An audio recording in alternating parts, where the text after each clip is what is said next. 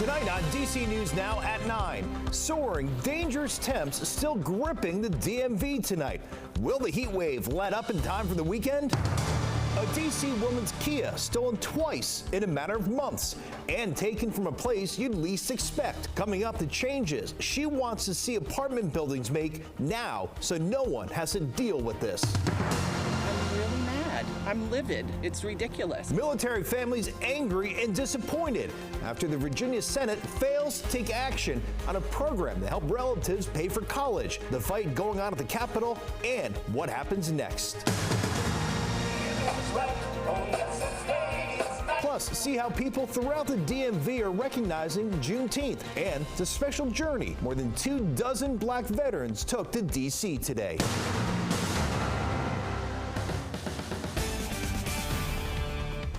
We begin this hour with breaking news. A shooting investigation now underway in Prince George's County.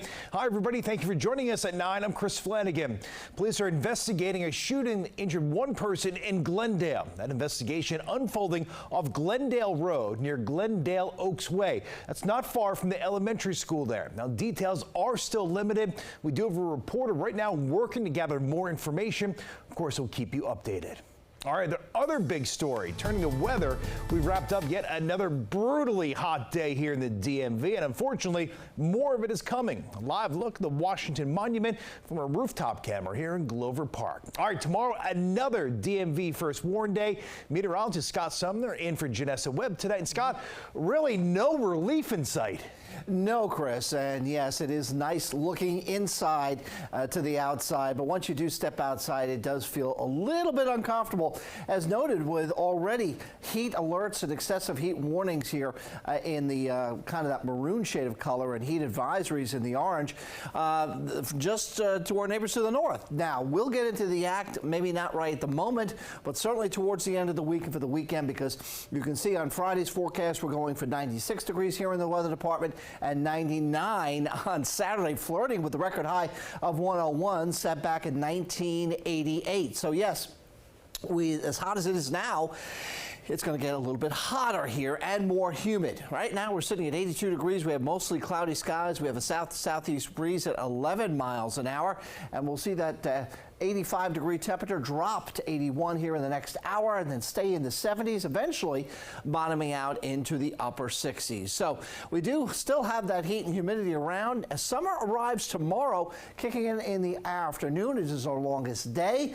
It is the summer solstice, and we have a little over 15 hours of sunlight from start to finish. Dangerous heat and humidity Friday, Saturday, Sunday, as explained, and isolated storms will likely occur later on Sunday and going into Monday. That should help alleviate some of the heat and humidity here going into next week, but I'll have all the details coming up with my 7-day forecast in just a bit. Chris? Okay, Scott, we'll see you then. Well, whether you have to be out in the heat for work or perhaps you just want to get in a workout, everyone across the D.C. region really has just been trying to stay cool and make the most of the oppressive heat. Our Max Marcilla joining us live tonight from Navy Yard. And Max, for some people, a hard day's work, well, that means breaking pretty good sweat.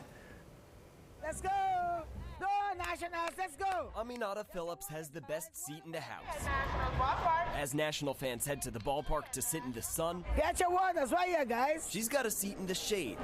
Is that cold? You want a cold one? Cooler next to her. They buy my waters just for my talent. Making a profit unlike many other days of the year. See, I love the nuts. Watermelon on the head or not. Go, nuts. It's probably a combination of Phillips' unique and recognizable talent. You see how they're smiling? And temperatures hotter than the hot corner that make today a good one for her. I'm a fun lady every day. I'm not just every day. She's not the only one putting in the work around the ballpark. A cup of ice water in hand, Ricardo Newman is keeping the bullpen safe. You arguably have the worst outfit out here. You're in all black. How you feeling out here? Man, I'm feeling like the devil wearing Prada. You know, look at what I got on. But it's the job, though, right? You know, and the job is life, so. The heat, he says, a small price to pay to help the community. The community we've seen across the DMV just trying to beat the heat. Try to stick as much to shade as possible. Stay off the pavement as much as possible and grass, because they can burn their pads. From the dog walkers in Montgomery County to the biker who certainly found a cooler outfit than our security guard friend. As long as you're moving, got some sunscreen on, I think it's perfect. All right, so a busy night here in Navy Yard. The first time we're actually comfortable out here. It was basically you break a sweat from standing out here earlier today. Bad news is it's not going to get much better. You heard Scott say the temperatures, much like the Nationals playoff chances after today, only going up. Now, as for Phillips, who you met in our story, well, she'll be here as the Nats wrap up their series with Arizona, who seems like they brought the heat from the West Coast over to the DMV. Reporting live in Navy Yard, Max Marcilla, DC News Now. You know she will be busy once again tomorrow. Max, thank you. Well, meanwhile, DC's outdoor pool season doesn't kick off until Saturday, but with today's heat wave and it being the Juneteenth holiday, the mayor ordered at least one pool in every ward to open today.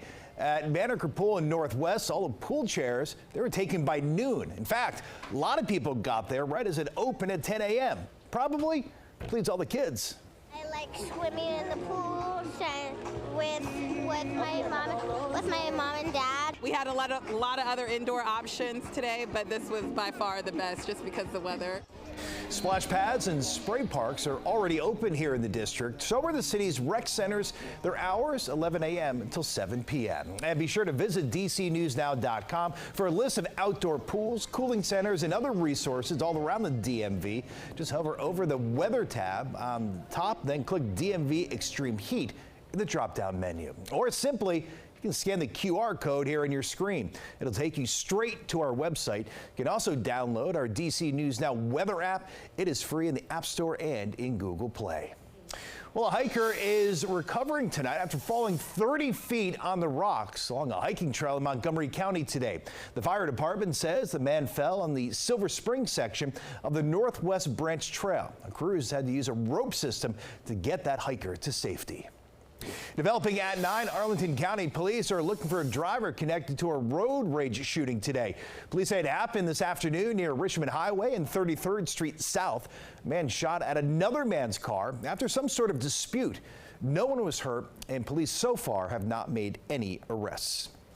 Well, new details tonight following Baltimore's Key Bridge collapse. Attorneys are asking a federal judge to keep crew members who are still aboard the Dolly ship from returning to their home countries. It's because investigations into the circumstances of the collapse are still underway.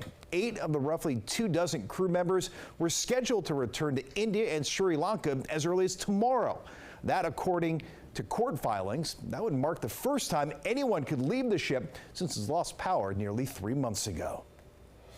Well, today, Juneteenth commemorates a day in 1865 that the last enslaved people in Texas would learn they were free. In Potomac, Maryland, hundreds flocked to Cabin John Park for the annual Scotland Juneteenth Heritage Festival. That event kicked off with a 5K race at Bells Mill Elementary and continued at the park with a petting zoo, rides, performances, and small business vendors. People calling it an opportunity to preserve and showcase Black culture to those of all backgrounds. It's important to highlight that our ancestors, when they were brought to this country as enslaved Africans, were full of vibrant cultures, histories, and heritages that we inherited from them today. Well, Potomac's historic Scotland community was founded in 1880 by a formerly enslaved farm worker. Proceeds from the festival will go towards the Scotland AME Zion Church, which is undergoing repairs from a 2019 flood. Well, Juneteenth celebrations also continued in Virginia. In Arlington, there was a community celebration and cookout to educate people on the history and also celebrate freedom for African Americans. DC News Now's Tosin Fakile joining us now here in studio. And Tosin, you know, the gravity of today isn't lost on organizers despite the festivities. That's right, Chris. Those who spoke to DC News Now tell us that they recognize how far African Americans have come, the end of slavery, but they also say there's some ways to go. And yes, it was a celebration at Metropolitan Park in Arlington, but organizers say it allowed them to honor the past and do something about the future. Black people, we love us. And we're just bringing everybody together for the community. And this Arlington community celebrated Juneteenth with music and food. But the reason for today was not lost on those who helped put this event together. We wanted to pay homage. We want to talk about where we've been, the resilience, the fortitude, and the strength, where we currently are, what has brought us here to celebrate today, and make sure that we're able to inspire future generations. We want to educate, and we want to inspire them to carry on the fight. We want to celebrate our freedom and our ability to actually do things. Virginia Senator Tim Kaine was also at the event celebrating Juneteenth, a relatively new federal holiday. I was in the Senate when we did this back by a unanimous vote in 2021, and so that makes it even more special. We asked people if they could solve one issue surrounding black people, what would it be? Breaking the barrier gap between income, right? That's one thing that sets us apart from others, is being able to make the same amount of money financially. It would be equity for all. Organizers also told DC News Now one of the original Freedom Riders, Joan Mulholland, was at today's event. Chris?